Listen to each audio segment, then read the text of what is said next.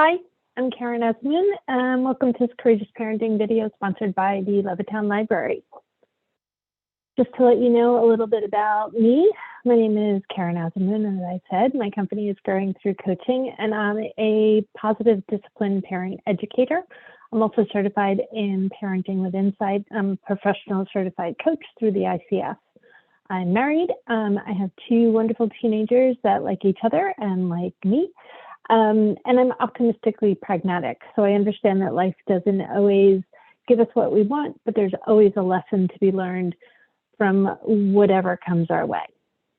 Courageous parenting, as I see it, is all around fostering a connection, increasing awareness, building trust, and finding acceptance within ourselves and within our families to build those relationships.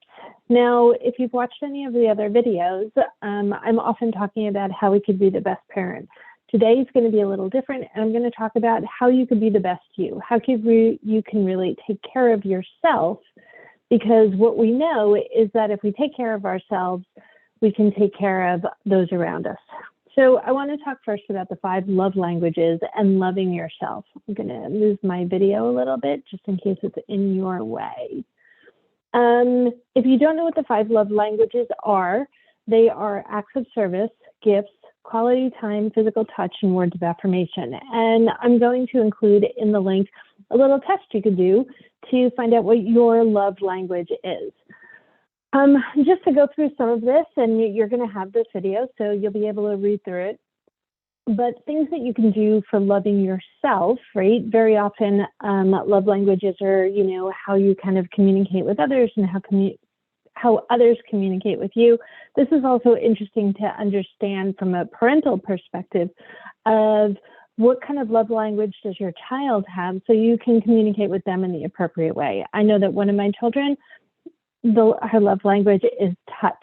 So whenever she's feeling down or needs some support, I know that a hug is really going to help her, just kind of holding her hand. That's her support. But this is about you, right? This is about us as parents. So what can we do for ourselves when we're feeling stressed, anxious, or just kind of need to give ourselves a little bit of a pep? So there are acts of service. Don't hesitate to, if your kids are young, like hire a babysitter and give yourself a break for a couple of hours. Go get a mani-pedi, go get a massage. Eliminate things off your to-do list. Letting go of those things really helps you let go of stress, right? If there are gifts, who needs somebody else to buy yourself flowers? Buy yourself flowers. Invest in something that you love to do. If you've been, looking to take up knitting, then go take up knitting.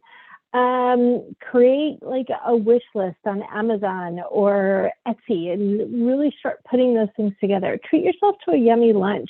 Go eat the chocolate cake first. It's okay. Go take care of yourself. For quality time, again, this isn't about quality time with other people. It's quality time for yourself. So spend a night alone in a hotel, take a night out. Again, spend time on your hobbies.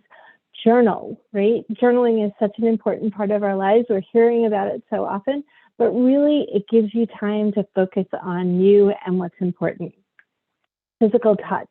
This could be anything from like working out and taking a warm bath, or again, getting a massage, getting that mani-pedi, just having somebody kind of touch you really has this very calming effect and really takes you out of like that anxious, stressed out state, okay?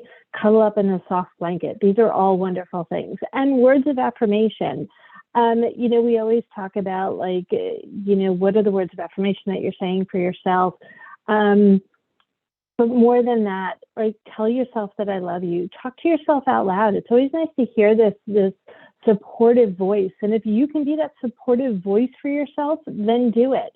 I love this leave a note for yourself on the mirror. You wake up in the morning, it's like, oh, you look great today, or you got this.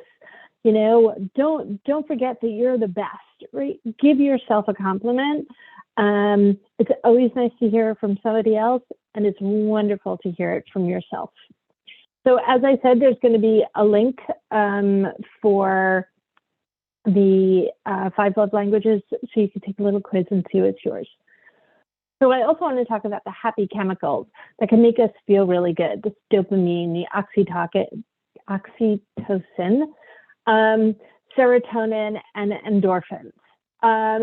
These are the ones that kind of motivate us, that help us accomplish our goals, like feelings of trust, the cuddle and love hormones, feeling significant and important to your peers, calming effects, and building relationships, response to stress and pain, alleviating anxiety and depression. And we can get these through medicines, or we can figure out how to get them on our own. So I'm going to talk to you a little bit about how to get these on your own. So first, let me just go through what happens when we don't have these. So when we don't have dopamine at the level that we need it, we're going to procrastinate. We're going to have a low self-esteem. We're not going to be able to focus. We're going to be feeling hopeless and mood swings. When we don't have the oxytocin, we may be feeling, elevated amounts of stress and low energy, feeling that disconnected feeling, and maybe even not being able to sleep. If we're lacking serotonin, again, it's a low self-esteem, it's mood swings, it's feeling hopeless, it's insomnia, it's social phobia. And if we're lacking endorphins, then it's aches and pains, again, the insomnia and the mood swings, the anxiety. We don't want to be dealing with any of those. We have enough stresses in our world. We want to kind of be finding this happy place for us. So let's look at where we can get these naturally in our lives, so we are not dealing with any of this negativity. Okay, so how to increase these happy levels? If we're looking to increase the dopamine, meditation. We've talked about it before in taking care of yourselves. How do you kind of find peace and quiet? So, setting some long-term goals, meditating, exercising regularly. You'll see this kind of come through in many of these and all of them, right? Exercising regularly, create something, stimulate that part of your brain of creating something and achieving something and building something. For the oxytocin, I struggle with that one, sorry. Again, it's that physical touch, that love language. So go get that mani-pedi, go get that massage. If it's acupuncture, also listen to music, dance, move, sing, get your body going. Cold showers. You're going to see cold showers a couple of times. The cold water really stimulates you. Not only does it, increase the oxytocin and the serotonin, but it's also like a good, kind of snaps you out of whatever you've got going on. So if you're feeling stressed or anxious, kind of putting cold water on your face, it's not just a refresher, but it also kind of is a distractor, right? It sets you straight, gets you out of that negativity and helps you find, a fresh look at things.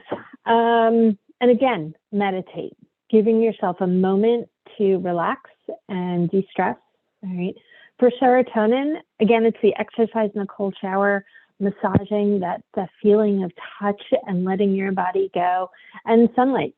So go out, get out in the sun. I read somewhere where it's like 15 minutes in the sun is like, 45 minutes of de-stress time.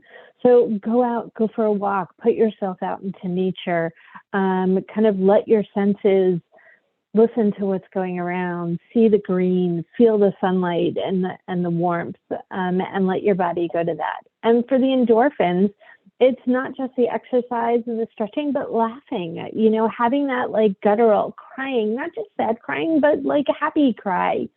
Eating dark chocolate, count me in. Eating spicy foods, not for me, but for some. And again, the meditation and creating something. So these are very natural ways. These are things that we can do anytime we need to kind of increase this happiness level for ourselves and filling up our cup so that we have enough reserve to handle whatever else in life is going on for us. So when we're talking about self-care, it's mind, body, it's spirit. It's the whole picture of ourselves that we really need to focus on. So I'm being a little repetitive here, but I'm just giving it to you in different ways so you can connect with it. For the mind, it's reading, it's talking to a friend, it's listening to podcasts, it's that journaling again, the meditation. There are wonderful apps out there that you could use. It's Calm and Headspace, or just be really mindful.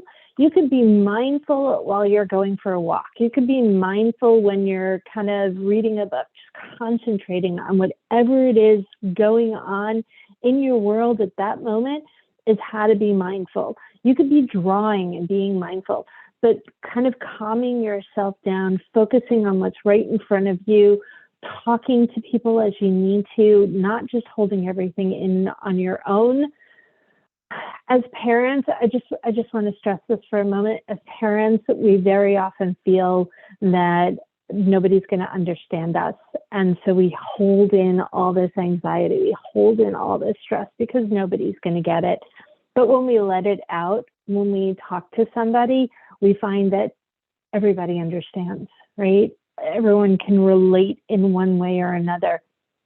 And we can always find somebody that can relate, whether it's a Facebook group or a dear friend that wants to support you. And support doesn't have to come in the way of them having anything to say. Sometimes just being there is enough. So don't hesitate to reach out to people and talk to people when you're feeling that anxiety and that stress and that kind of closed offness. Your friends are there because they love you. Your family's there because they love you and they want to help and support you. For your body, right? It's regular sleep, it's eating, it's keeping a routine, it's exercise, whether it's doing yoga or lifting weights or, dancing, whatever it is, kind of get your body moving. And again, get out in nature, right?